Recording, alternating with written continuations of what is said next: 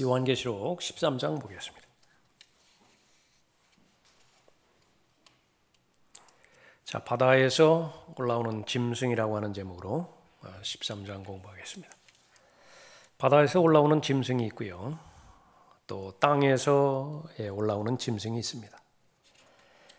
지금 바다에서 올라오는 짐승, 이 부분은 요한계시록 12장에 나와 있는 마귀가 그러니까 육화해서 적그리스도로 그렇게 나타나는 그런 짐승이고요. 또 요한계시록 13장 11절에 나오는 다른 짐승이 땅에서 올라오는데 그렇게 언급하고 있죠. 이 짐승은 바로 거짓 선지자입니다. 요한계시록 12장에서 붉은 큰 용이 있었죠. 커다란 붉은 용이 있었습니다. 마귀이고 사탄을 말하는 것이에요. 13장 1절에서 이 바다에서 올라오는 짐승은 적그리스도를 말하는 것이고, 또 13장 11절에서 언급하고 있는 이 땅에서 올라오는 짐승, 이것은 거짓 선지자를 말하고 있는 것인데, 하나님의 삼위일체를 그대로 흉내내는 그런 부분입니다. 요한계시록 16장 13절에 보면, 또 내가 보니 개구리 같은 더러운 새 영이 용의 입과 짐승의 입과 거짓 선지자의 입에서 나오는데 그들은 기적들을 행하는 마귀들의 영들이라. 그래서 여기도 이 삼위일체를 흉내낸 마귀가 새 존재가 나오죠. 용의 입, 이제 사탄을 말하는 것입니다. 짐승의 입, 성경에서 짐승 그러면은 1차적으로 적그리스도를 말하는 것이고요. 거짓 선지자의 입, 거짓 선지자 말하는 것입니다. 여기 삼위일체도 그렇게 나오죠. 그래서 13장부터 아주 본격적으로 이 짐승에 대해서 많이 언급하고 있는데, 성경에서는 가장 많이 언급한 것이 주 예수 그리스도이시고요. 그 다음으로 많이 언급한 것이 적그리스도인데, 적그리스도를 어떤 형태로 기록하고 있는 것이냐? 이사야는 이사야대로 적그리스도에 대해서 예언을 했고요. 다니엘은 다니엘대로, 바울은 바울대로, 또 요한계시록 기록자인 요한은 요한대로, 계시받은 대로 적그리스도에 대해서 기록하고 있습니다. 그러니까 이 부분들을 다 찾아내는 거죠. 그 찾아내고 봤더니 예수 그리스도 다음으로 많이 기록한 대상이 바로 적그리스도예요. 그것은 무엇을 말하는 것이냐? 그러니까 예수 그리스도를 아는 것이 바로 진리의 지식에 이르는 것이죠. 그러니까 예수 그리스도를 얼마만큼 아느냐, 그러니까 그것이 바로 성경을 공부한 결과라고 한다면 그 말이 반드시 의미가 있어야 되죠. 예수 그리스도를 안다라고 하는 말이 의미가 있어야 된다고요. 그럼 그 말은 적그리스도에 대해서 얼마만큼 아느냐가 반드시 뒷받침해 줘야 됩니다. 예수 그리스도에 대해서 많이 아는데 적그리스도에 대해서는 거의 모른다. 그러면 그건 거의 틀림없어요. 이 고린도후서 11장에 나오는 또 다른 예수를 자기는 예수 그리스도라고 아는 것입니다. 아닌 게 아니라 얼마나 많은 지금 그 표출되고 있는 설교들이라든지 가르침이라든지 책자라든지 출판물이라든지 이런 부분에서요. 실상은 적그리스도인데 그것을 예수 그리스도로 둔갑해서 내보내고 있는 것입니까? 또 그것을 분별해낼 수 있는 사람은 얼마나 되는 거예요? 1차적으로 성경이 변개되면 안 되고요. 왜 그렇습니까? 그 적그리스도를, 그 마귀를 예수 그리스도로 바꿔놓잖아요. 대표적으로 이사야 14장 12절 같은 경우에 예수 그리스도를 저주해버린 것입니다. 두 번째는 하나님의 말씀을 올바로 나누어야 된다고요. 그 부분이 두 가지가 뒷받침됐을 때 무엇이 적그리스도이고 또 어떤 분이 주 예수 그리스도이신지 잘 구분할 수 있죠. 그러니까 철저하게 적그리스도에 대해서는 저항하고요. 예수 그리스도에 대해서는 온전하게 죽기까지 신실함을 통해서 순종해야 진리의 지식에 잘 이르는 것입니다. 13장 1절에 한 짐승이 바다에서 올라오는데 그 말이죠. 2절에도 보십시오. 또 내가 본 그 짐승은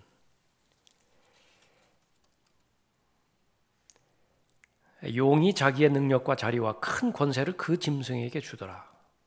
3절 마지막에 그 짐승을 따르더라. 4절에 사람들이 그 짐승에게 권세를 준 용에게 경배하고 또 그 짐승에게도 경배하며 말하기를 누가 그 짐승과 같으며 누가 감히 그와 더불어 싸울 수 있으리요.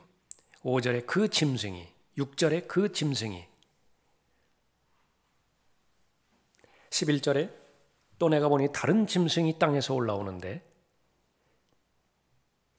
15절에 14절에도 칼로 상처를 입었다가 살아난 그 짐승을 위하여 형상을 만들어야 한다고 하더라. 또 15절에 그가 짐승의 형상에게 생명을 주는 권세를 받아 그 짐승의 형상으로 말도 하게 하고 17절에 그 표나 그 짐승의 이름이나 그의 이름의 숫자를 지닌 사람을 제외하고는 아무도 사거나 팔 수 없게 하더라. 18절에 그 짐승의 숫자를 헤아려보라. 이것은 13장만 읽은 부분이죠. 14장, 15장, 16장, 17장 계속해서 그 짐승, 그 짐승, 그 짐승이라고 해요.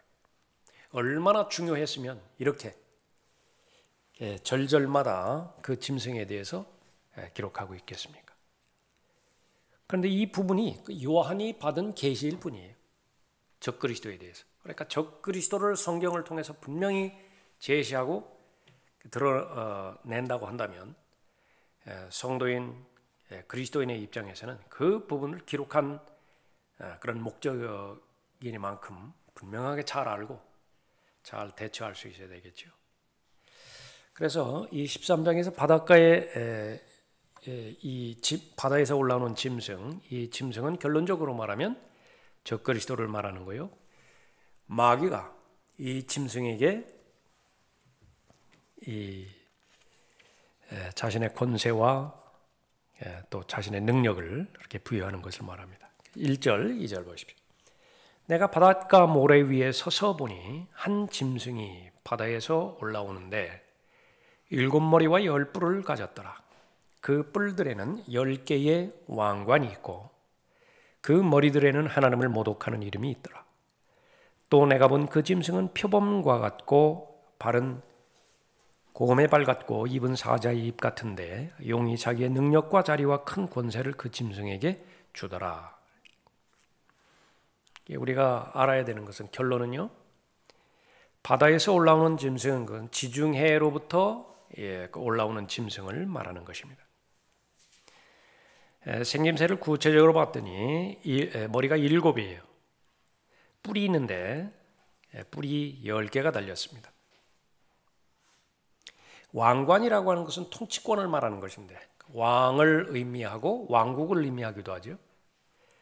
그런데 이 왕관이 몇 개가 있느냐 그러면 10개가 있어요. 머리는 7개인데 그 7개의 머리는 왕관이 없어요. 대신에 뿔이 10개가 있는데 그 뿔에는 왕관이 10개가 있습니다. 그 머리들에는 하나님을 모독하는 이름이 있죠. 2절에서는 그 짐승의 모습을 봤더니 그 짐승은 전체의 의미가 전체가 무엇과 같으냐면 표범과 같아요. 대표하는 것입니다. 표범이에요. 그 짐승을 보면 표범인데 그러나 실제 표범이 아니라 구체적인 부분에 있어서는 다른 짐승을 대표하고 있는 것입니다. 또 내가 본 그 짐승은 표범과 같고 이 말이 그 말입니다. 표범과 같다라고 말했을 때 전체가 다 표범의 특징을 많이 가지고 있고요. 구체적인 발을 봤어요. 발을 봤더니 곰의 발 같습니다. 입을 보았더니 사자의 입을 가지고 있고요.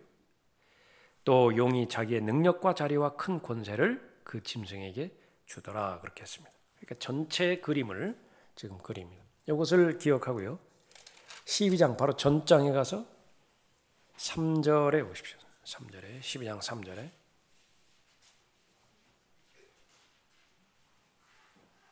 하늘에 또 다른 이적이 나타났으니 보라 커다란 붉은 용 한 마리가 있는데 이것은 분명하게 마귀 자신을 말하고 있죠. 12장에서도 분명히 마귀요 사탄이라고도 언급하고 있습니다.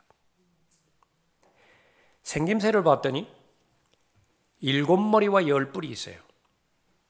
머리가 7이고 뿔이 10개 있어요. 그런데 차이가 있는데 그 머리들 위에는 왕관이 10개가 아니라 7이 있어요.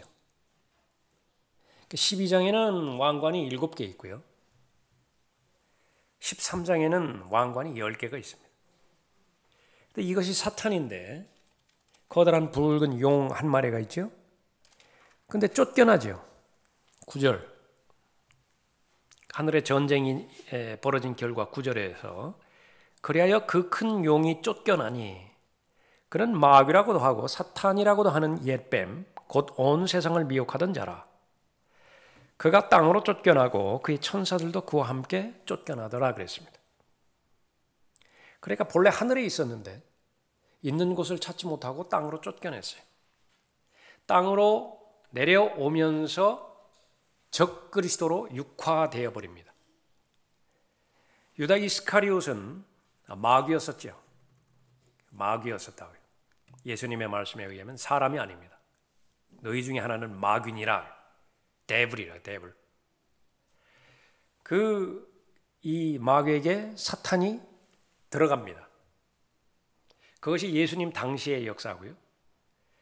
그런데 유다 이스카리옷이 죽지요. 자살하지요. 그래서 지옥으로 가지 않고 자기 처소로 갔다라고 사도행전 1장에서 언급하고 있습니다. 자기 처소는 어디냐 그러면 끝없이 깊은 구렁이에요.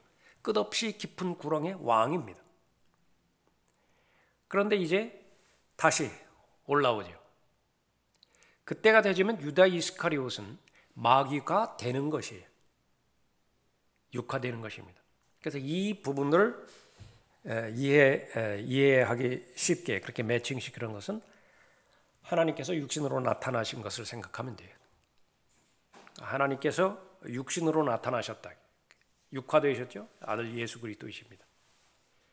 마찬가지로 마귀도 육화돼서 나타나는데 그 아들 하나님에 해당되는 것이 이제 조금 이따가 살펴볼 것이지만 유다 이스카리옷이 그 짐승으로 나왔습니다.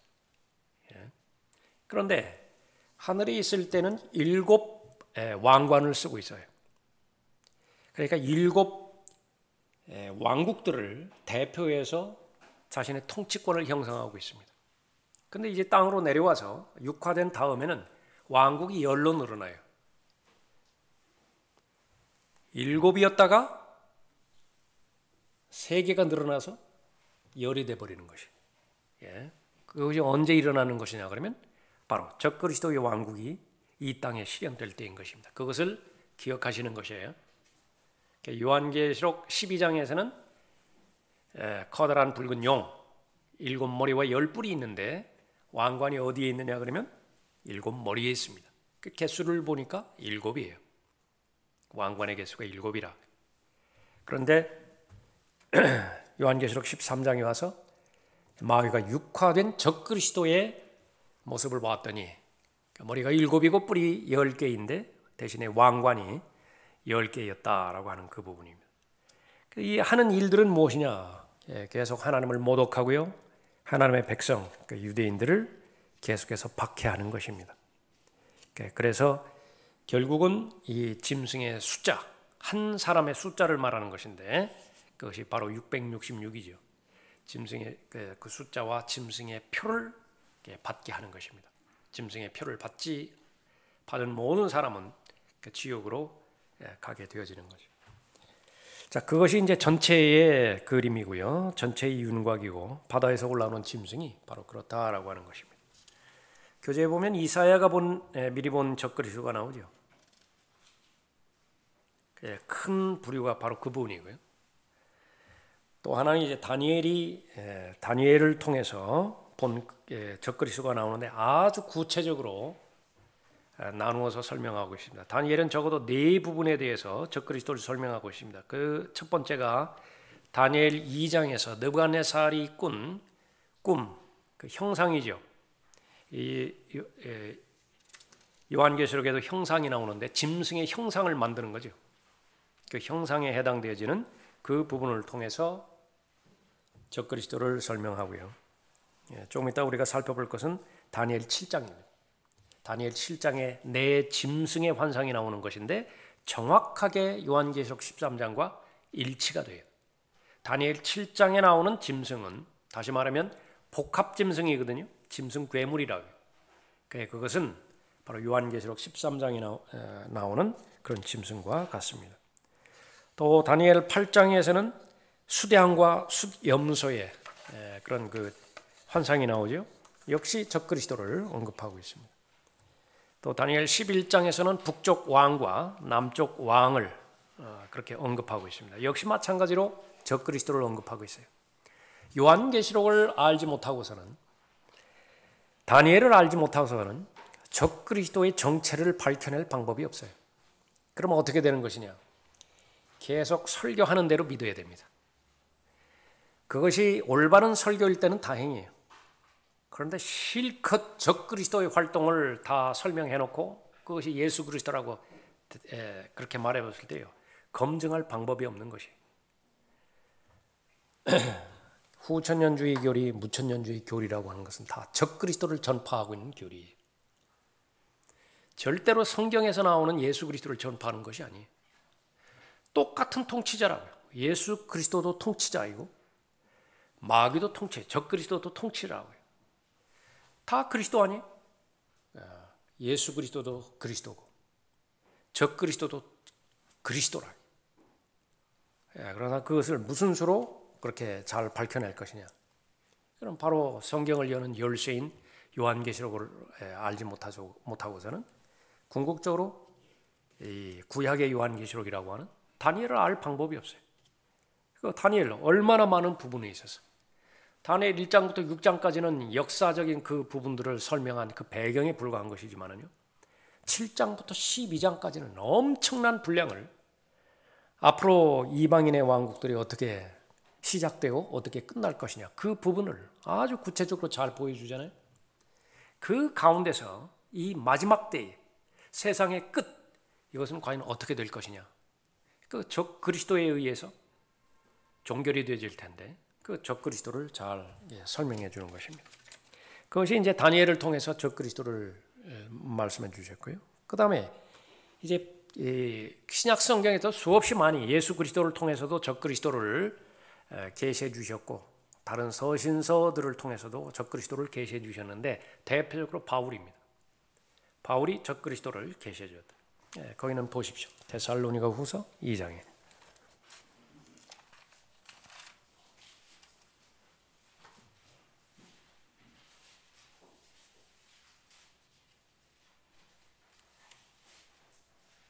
재림과 관련돼서 반드시 알아야 되는 것은 도대체 어떤 그리스도가 진짜 그리스도냐, 이 부분을 구분하지 못했기 때문에 유대인들은, 대환란을 통과하는 유대인들은 자신들의 메시아를 거부하고 그 다음에 가짜 메시아가 왔을 때, 적그리스도가 왔을 때에 그 적그리스도를 진짜 메시아로 받아들인 거죠. 이 적그리스도가 어디까지 가는 것이? 지성소까지 갔다. 자기 자리가 있습니다. 요한계시록 13장 1절 2절에 보면 마귀가요, 자기 자리를 적그리스도에게 주어버리는 거예요. 자기 능력을 주기도 하고 자기 자리를 주기도 하고 자리 권세를 주기도 한다. 그럼 자기 자리는 어디에? 대환란 때는 지성소에 가는 것입니다. 자비석에 앉아서 한쪽 팔은 그룹 오른편에, 한쪽 팔은 그룹 왼편에 걸쳐놓고 재물 바치라고요. 그때 이 재물은 인간 재물이죠. 모든 유대인들은 다 목배임 당해서 다 죽어나갈 것이라고요.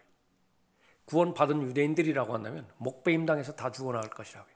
그 수가 어디까지 줄어들 것이냐. 대표적으로 14만 4천 명까지 줄어들 것이라고요. 거의 다 죽어요. 거의 다 죽는다. 그것은 무엇 때문에 그런 것이냐 그러면 적 그리스도인지 참 그리스도인지 그것을 구분하지 못한 것이.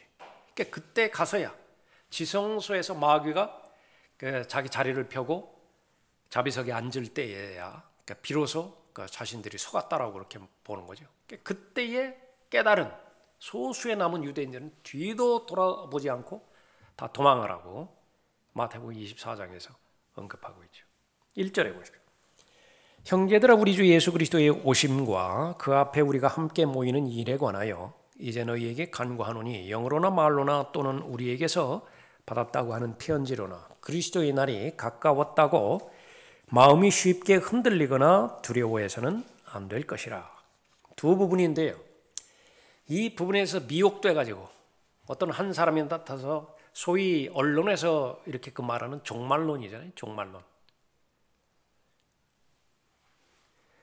이 종말론 자체가 아주 부정적인 그 뉘앙스를 가지고 있기 때문에 그리스도인조차도 종말론이라고 하는 그 부분에서는 희생자들이에요. 그래서 성경은 이 마지막 날들을 위해서 기록된 책이에요. 실제로 그렇다기. 그것이 굳이 이름을 붙이자고 한다면 성경적 종말론이죠. 성령론, 하나님론, 신론이라고 말이죠. 그리스도론, 인간론, 죄론. 그 마찬가지로 마지막에는 어떻게 될 것이냐? 종말론이라고 해요. 그 종말론을 다루지 않는 성경은 존재가 무의미해요.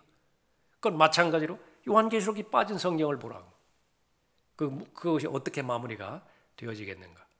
그런데 무슨 오래 전에서부터 최근부터 한다고 한다면 무슨 이장님부터 시작해가지고서 휴거라든지 막 그렇게 해서 때와 시기를 그렇게 얘기하고 거기에 미혹된 그 사람들이 모여들었을 때 언론은 또 완전히 그냥 물 만난 거죠. 일어나는가 일어나지 않는가. 그래서 실제적인 성경적인 예수 그리스도의 다시 오심을 완전히 가려버린 것입니다. 그러니까 그것이 마귀의 수작인 것이에요. 그러나 실제로 성경적인 종말론을 한 번이라도 다룬 적이 있는 것인가? 없어요. 그러니까 그건 무엇을 말하는 것인가? 허수아비를 만들어 놓은 거예요. 허수아비를 하나 만들어 놓고 계속 그 허수아비를 공격하게 만든다. 실체는 단 한 번도 드러나지 않았는데. 그것을 말하는 것입니다. 3절에 아무도 어떤 모양으로든지 너희를 미혹하지 못하게 하라. 이것이 성경적 명령인데 얼마나 많이 미혹됐어요? 두 파로 나누어집니다. 그러니까 실제로 거기에 세뇌당해서 미혹당한 그런 존재들이 있고 그런 자들이 있고요. 그것을 두려워한 나머지 아예 예수 그리스도에 대해서 무관심한 상태에서 교회만 다니는 사람들이 있다. 역시 미혹당한 자들이에요. 전천년주의와 후천년주의의 가장 커다란 구분이 어디에 있는 것이냐? 전천년주의의 교리의 내용은 천년왕국이 시작되기 전에 예수 그리스도께서 오시는 것이고 후천년주의의 교리의 내용은 천년왕국이 끝난 다음에 예수 그리스도께서 오시는 것인가? 절대 그렇지 않아요. 그것은 차이가 아니라고요. 그럼 무엇을 말하는 것이냐? 전천년주의, 성경적 전천년주의는요. 오늘을 살아가게 만들어요. 대비하게 만든다고요. 준비하게 만든다고요. 그러나 후천년주의는 어때요? 아무리 논리적으로, 체계적으로 후천년주의 신학이, 무천년주의 신학이 정립되었다 하더라도 기다리지 못하게 만들어요. 예수 그리스도를, 다시 오실 예수 그리스도를 기다리지 못하게 만든다. 그것이 가장 큰 차이예요. 그러니까 우리가 허수아비를 잘못 믿으면 안 돼요. 무엇을 말하는 것이냐? 내가 신학 체계는 전천년주의를 가지고 있다. 공부도 그렇게 하고 그렇게 믿기도 한다. 그런데 내가 오늘 하루 준비하는 데 있어서는 후천년주의자와 다를 바 하등없다. 그러면 속으면 안 돼요. 본인이 미혹당하는 것입니다. 그러니까 성경에서 말하는 이 부분은 아주 무게 있게 말하는 거예요. 아무도 어떤 모양으로든지 너희를 미혹하지 못하게 하라. 이는 먼저 배교하는 일이 이르지 않고 또 그 죄의 사람 곧 멸망의 아들이 나타나지 않고서는 그날이 오지 아니함이라. 순서를 말하고 있는 것인데 배교라고. 그러면 이 시대, 우리가 살아가고 있는 이 시대는 배교의 때인가? 그러니까 그것을 알지 못하고서는 구체적으로 대비할 수가 없겠죠. 여기에 두 인물이 나옵니다. 하나는 죄의 사람이고요. 또 하나는 멸망의 아들이에요. 그는 대적하는 자며 또 하나님이라고 불리는 모든 것과 숭배받는 대상 위에 자신을 높여 하나님의 성전에 앉아 하나님처럼 보여 자신을 하나님이라고 하느니라. 이름은 똑같잖아요. 하나님이라고요. 하나님. 올 때도 역시 마찬가지예요. 그리스도라고요. 그리스도. 내가 너희와 함께 있었을 때에 너희에게 이 일들에 대해 말한 것을 기억하지 못하느냐. 이제 너희는 무엇이 맡고 있는지를 아나니 이는 그가 자기 때에 나타나려는 것이라. 이 구절을 아시는 분도 있고 잘 모르시는 분도 있을 것이에요. 그러나 성경은 분명하게 말합니다. 무엇이 막고 있다고요, 지금.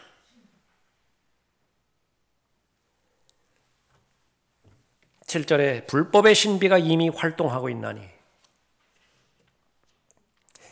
현재는 막는 자가 있어 막을 것이나 그가 그 길에서 옮겨질 때까지만 그리 하리라. 그러고 나서 그 악한 자가 나타나리니 주께서 그를 자기 입에서 나오는 영으로 소멸하시고 그의 찬란한 오심으로 제거하시리라. 그 악한 자가 오는 것은 사탄의 역사에 따라 모든 능력과 표적들과 거짓 이적들과 멸망하는 자들 안에 있는 모든 불의의 속임수로 오는 것이니 이는 그들이 진리의 사랑을 받아들이지 아니하여 구원을 받지 못하였기 때문이라. 이로 인하여 하나님께서 그들에게 강력한 미혹을 보내시어 거짓말을 믿게 하심은 무서운 말이죠. 진리의 하나님이 거짓말을 의도적으로 보내요. 목적은 무엇이냐? 거짓말을 믿게 할 것이요. 왜 그렇죠? 고의적으로 사랑을 거부해버렸어요. 고의적으로 진리의 지식에 이르기를 거부했다. 왜 진리의 사랑을 거부했겠습니까? 자기 부인하고 싶지 않다고요. 자기 부인할 마음이 없어요. 왜 자기 부인하지 못합니까? 그러니까 죄를 사랑하기 때문에 그래요. 아직까지도 죄를 사랑하고자 하는 마음이 있기 때문에 알면서도 분명히 빛과 어둠을 구분을 해요. 빛으로 걸어나가면 빛의 자녀가 되고 빛과 동행한다라고 하는 사실을 알고 있어요. 그러나 어둠이 아직까지는 좋아요. 그 마음이 하나님 앞에 읽혀졌을 때요, 하나님은 거짓을 보내버리는 거예요. 이것이 얼마나 무서운 것이냐. 하나님의 기회를 다 잃어버렸을 때요, 그리스도인이라고 하는 사람이 기도의 능력을 잃어버릴 수도 있습니다. 기도하려고 하는데 안 된다. 아주 심각한 것이에요. 말씀의 역사를 봤는데 지나쳐버릴 수도 있어요. 말씀을 읽는데 계속 무미건조해요. 더 이상 마음의 변화가 없어요. 그러면 아주 심각하다. 그 부분을 무엇으로 다 커버하는 것이냐면 한 번 받은 구원은 영원하다. 이걸로 다 마무리 지어버린다. 그러니까 구원에만 매달려 버리는 거예요. 그러면 실제로 그 사람이 깨어 있다고 한다면요, 본인 안에서 양심이 부르짖는 소리가 있다고요. 그 받은 구원은 진짜 구원이냐라고 하는 거죠. 본인이 확인을 해야 돼요. 그 받은 구원은 정말 진짜 구원이냐. 한 번 내가 예수 그리스도를 개인의 구주로 마음으로 믿고 영접했다고 한다면, 그것이 사실이라고 한다면 그 사실은 변함이 없어요. 절대로 흔들리지 않는다. 그러나 그 구원받은 사실을 내가 계속 아는 것은 또 다른 영역이에요. 그럼 하나님께서 두 가지 다 원하는 거예요. 구원받기를 원하실 뿐만 아니라 그 구원받았다는 사실을 진리의 지식에 계속 이르름으로 인해서 확신을 가지라고 해요.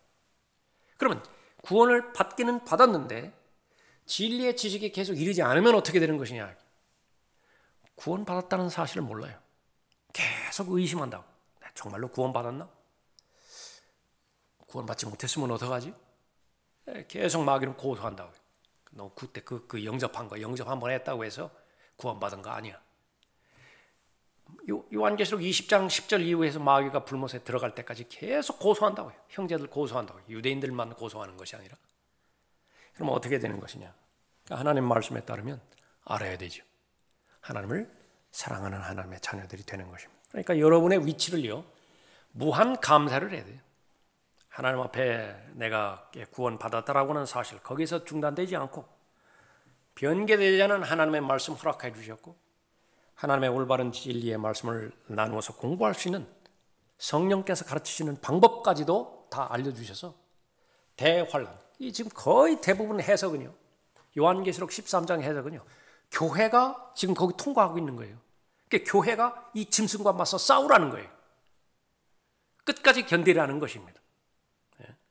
그러니 어떻게 하나님의 말씀으로 인해서 구원의 확신을 가질 수 있을 것이며, 오늘 하루도 내 구원이 안전하게 보장되어진다는 보장 가운데서 하나님 앞에 감사하고 하루를 마무리 짓겠어요. 그러니까 요한계시록 12장이라든지 13장이라든지 무슨 16장이라든지 여기 오면 불안불안하다고 해요. 이것을 설교하는 사람은 기고만장했대. 아주 물 만난 거예요. 공갈 협박하기 아주 딱 좋다고. 예. 어디에 성경에 한 번 받은 구원이 영원히 보장된다라고 그렇게 이야기하느냐? 두려움과 떨림 가운데서 구원을 이루라고 말하지 않았느냐? 끝까지 견뎌야 그 구원이 유지되어진다고 말하지 않았느냐? 모두가 다 이 마귀가 적그리스도를 동원해서 그렇게 하고 있는 그런 것들이죠. 그 다음에 이제 요한이 본 적그리스도, 이것은 뭐 요한계시록 전체에 대해서 잘 나와 있죠. 그 대표적으로 요한계시록 13장, 우리가 공부하고 있는 13장이라든지 또 요한계시록 17장에 그렇게 잘 나와 있습니다. 반드시 잘 알아야 돼요. 그래서 예수 그리스도를 잘 알기 위해서는 병행해서 적그리스도의 실체에 대해서 정확하게 잘 알아야 됩니다.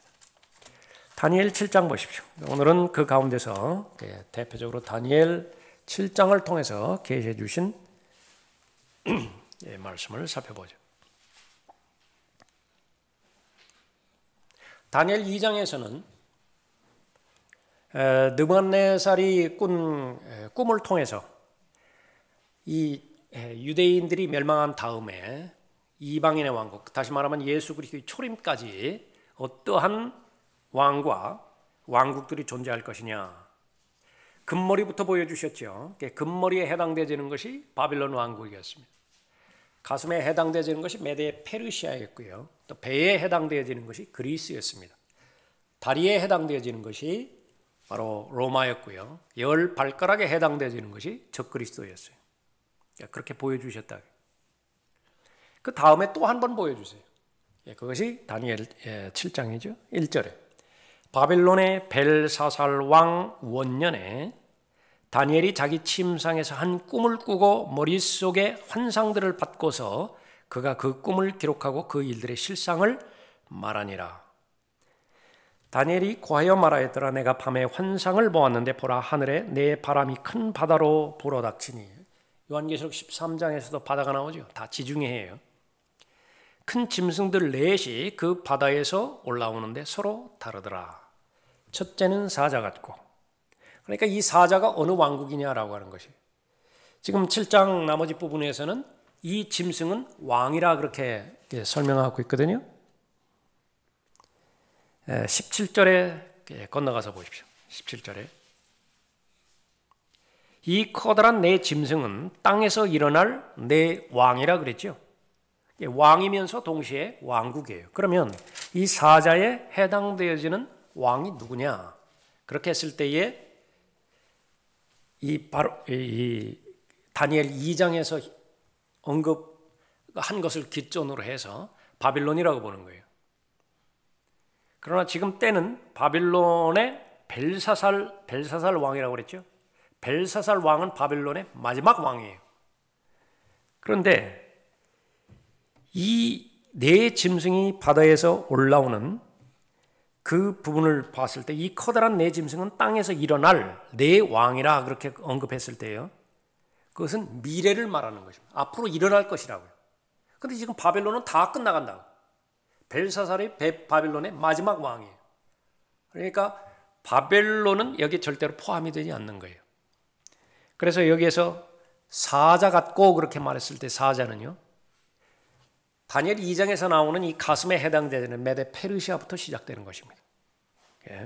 사자 같고 독수리의 날개가 있는데 내가 보니 그 날개가 뽑혔고 또 땅에서 들려서 사람처럼 발로 서 있게 되었으며 또 사람의 마음을 받았더라. 두 번째 짐승이 나오는데 5절에 또 다른 짐승을 보니 둘째는 곰과 같고 그것이 몸 한쪽 편을 들어 올렸는데 그 입에 이사이의 갈비뼈 3대가 물려 있으며 그들이 그 짐승에게 이렇게 말하기를 일어나서 많은 고기를 먹으라 하더라. 이 일 후에 내가 보았더니 보라, 또 하나는 표범과 같은데 그 등에는 새의 날개 4이 있고 그 짐승은 머리도 4개가 있으며 권세를 받았더라. 이 일 후에 내가 밤에 환상들을 보았고 넷째 짐승을 보았는데 두렵고 무서우며 힘이 매우 세고 또 철로 된 큰 이빨을 가졌더라. 그 짐승이 먹고 산산이 부수며 그 나머지는 발로 밟더라. 그 짐승은 먼저 있었던 모든 짐승들과 다르며 그 짐승은 10뿔을 가졌더라. 하나씩 이렇게 살펴보면 4절에 사자가 나오죠. 요한계시록 13장에서 사자가 나오는데요. 그 짐승의 입에 해당되어지는 것이 사자의 입이라 그렇게 말했습니다. 또 5절에 곰이 나오죠. 요한계시록 13장에서 곰이 나오는데 특히 발바닥이 곰과 같다 그렇게 말합니다. 그 짐승의 발바닥이 곰과 같아요. 그 다음에는 6절에 표범이 나오죠. 요한계시록 13장에서는 그 동물을 봤는데, 그 짐승을 보았는데 그 짐승 전체의 모습이 표범과 같아요. 예. 그리고 넷째 짐승을 보았더니 10뿔이 있었죠. 요한계시록 13장에서 나오는 바다에서 올라오는 짐승, 그 전체가 7머리가 있고 또 10뿔이 있는 것입니다. 7머리와 10뿔이 있는 이 복합 짐승 괴물이에요. 짐승 괴물이 욥기 40장에서 똑같은 히브리어로 기록된 말이 있는데 비히못입니다. 그러니까 욥기 40장에서도 이 비히못이라고 언급하면서 이 실제 요한계시록 13장이라든지 다니엘 7장이라든지 이 부분을 언급한 겁니다. 그 성경에서 2번 나오는 거예요. 이 복합 괴물이요, 짐승 괴물이 2번 나온다.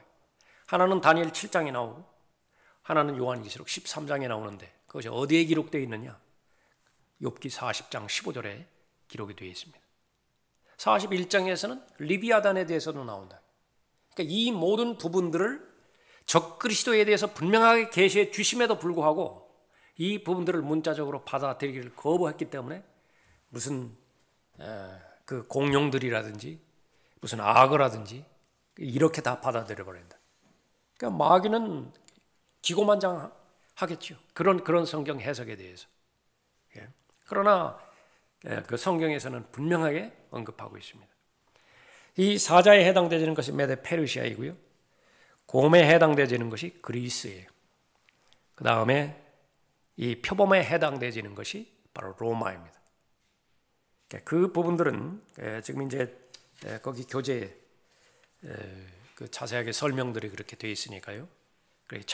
참고를 하시고 또 다니엘 이 공부할 때는 뭐 구체적으로 아주 자세하게 잘 살펴봤었죠.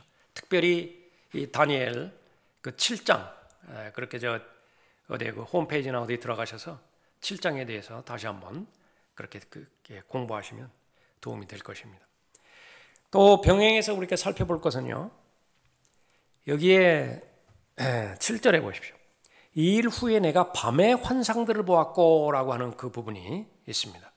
밤에 환상들을 보았다. 여기에서 말하는 이 밤이라고 하는 이 부분을 신약 성경의 조명을 비춰봤을 때의 교회 시대를 말하는 것입니다. 로마서 13장에서도 밤이 많이 지났다 말씀하죠.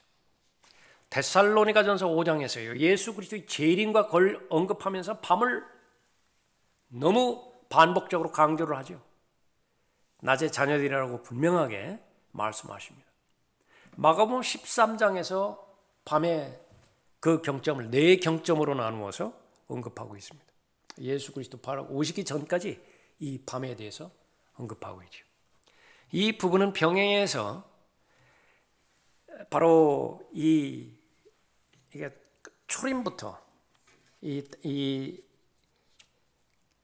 다시 말하면 느부갓네살이 다니엘 2장에서 보여줬던 제국이 다 끝나고 나서 제국이 마지막 이 로마가 끝나고 나서 다시 말하면 예수 그리스도의 초림이죠.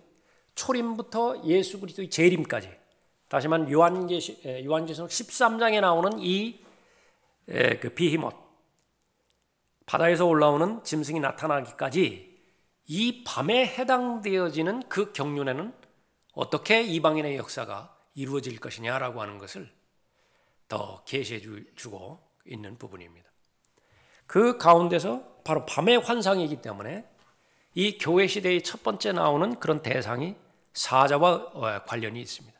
사자에 대해서 한번 다시 보십시오. 4절에 첫째는 사자 같고 독수리의 날개가 있는데 내가 보니 그 날개가 뽑혔고 또 땅에서 들려서 사람처럼 발로 서 있게 되었으며 또 사람의 마음을 받았더라. 사자에 해당되어지는 것이 다니엘 2장과 연관돼서 매칭시켜서 봤을 때에 바로 메데 페르시아라고 그랬죠. 이 메데 페르시아에 해당되어지는 밤의 경점에서 봤을 때의 영국입니다. 사자가 그 사자를 영국으로 본다. 왜 그런 것이냐? 요한계시록 13장에서 그 전체 짐승의 그 모양이 표범인데 그 표범의 입이 사자 같다고 그랬죠. 이 마지막 시대에 통용되어지는 언어는 공용어가 통상 언어라든지 여행 언어라든지 공식 언어라든지 이 부분은 영어예요. 영어가 되는 것입니다. 유대인들이 바빌론 포로로부터 돌아왔던 때는 페르시아 때예요. 페르시아 때 3번의 귀환이 있었죠. 본토로 귀환이 있었습니다. 마찬가지로 이 영국 때에도 유대인들이 귀환을 합니다. 그것이 그 유명한 1918년도에 있었던 뭐죠? 발포화 선언입니다. 그래서 도와주셔야죠. 발포화 선언이죠. 발포화 선언. 유대인들이 돌아가기 위한 그런 그 선언이었다. 그 부분이 1918년도에 했는데 영국에 의해서 주도가 된 것이에요.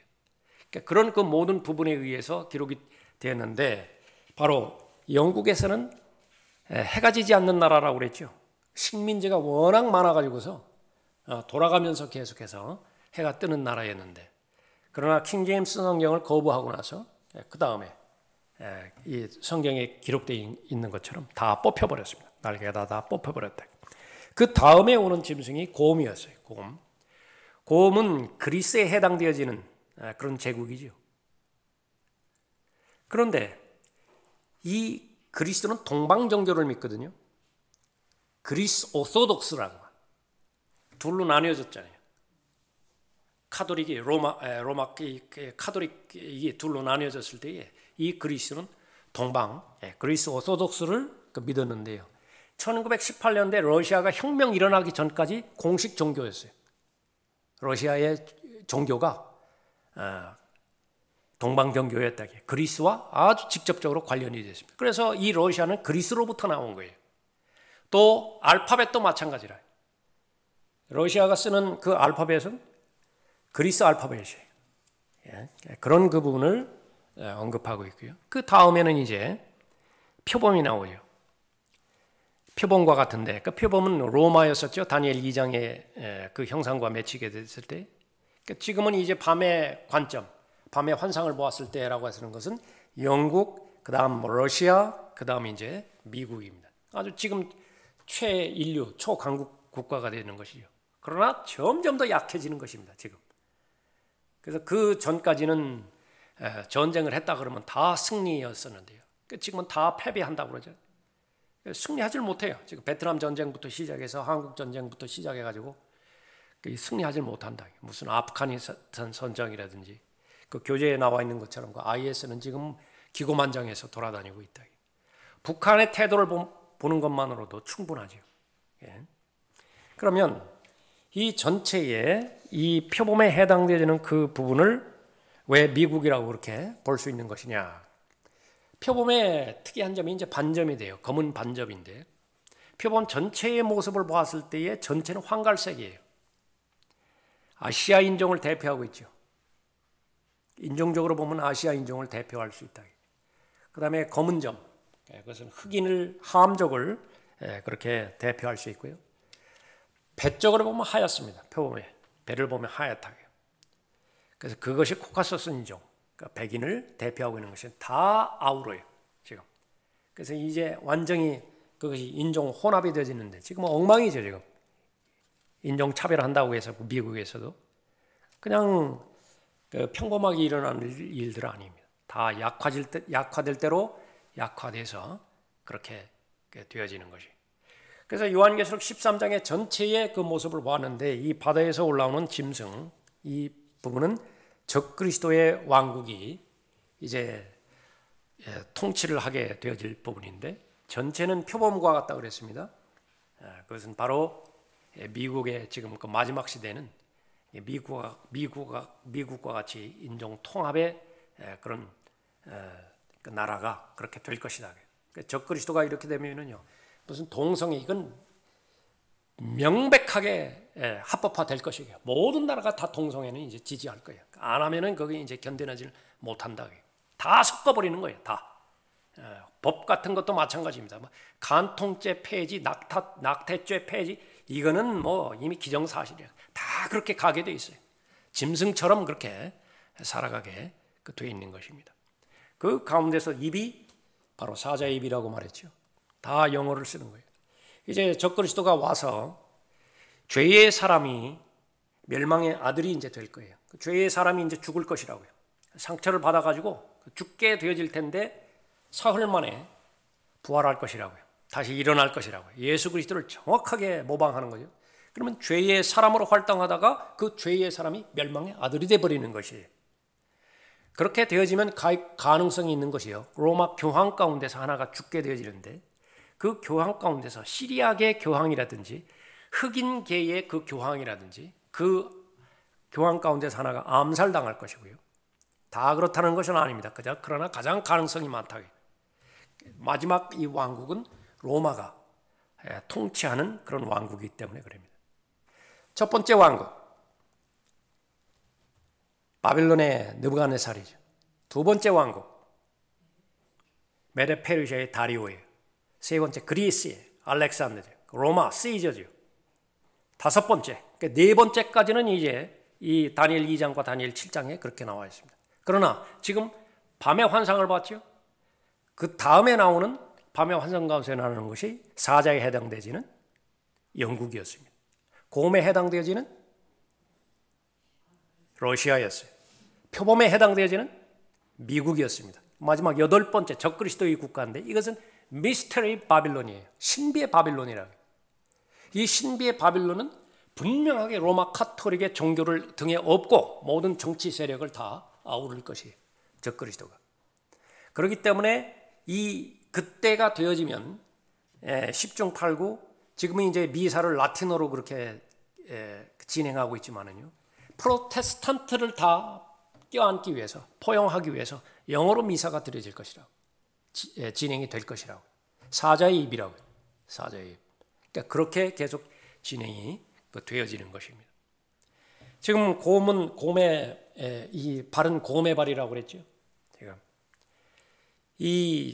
그 러시아를 끌고 나가는 것 그것은 이제 군사력과 더불어서 병행해서 공산주의 체제입니다.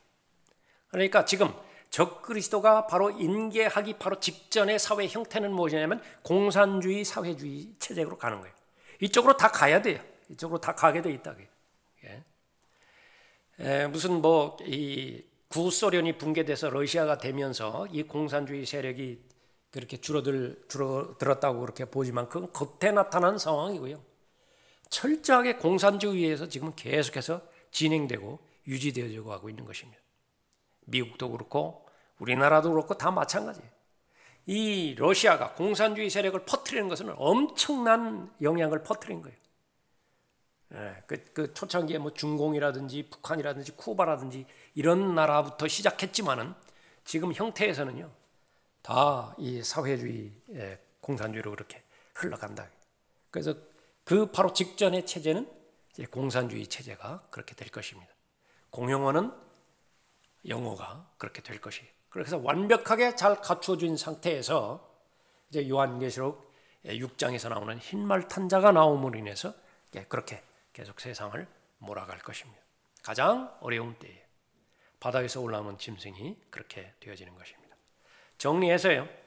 13장으로 다시 돌아가셔서 요한계시록 13장 1절 보십시오.